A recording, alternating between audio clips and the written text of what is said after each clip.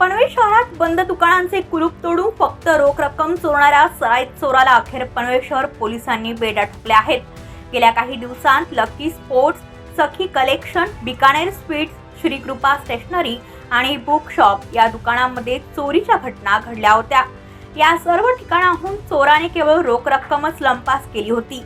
वरिष्ठ पोलीस निरीक्षक नितीन ठाकरे यांच्या मार्गदर्शनाखाली पोलिसांनी तांत्रिक तपास आणि गुप्त माहितीच्या आधारे रेल्वे स्टेशन परिसरात सापळा रचून जगदीश फराड या सराईत गुन्हेगाराला ताब्यात घेतले।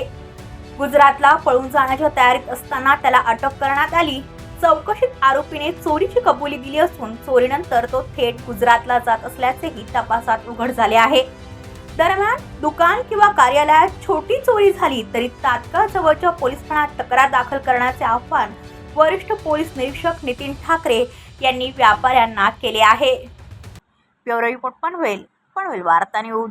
आपल्या परिसरातील बातम्या आमच्यापर्यंत पोहोचवण्यासाठी स्क्रीनवर दिलेल्या क्रमांकावर संपर्क साधू शकता।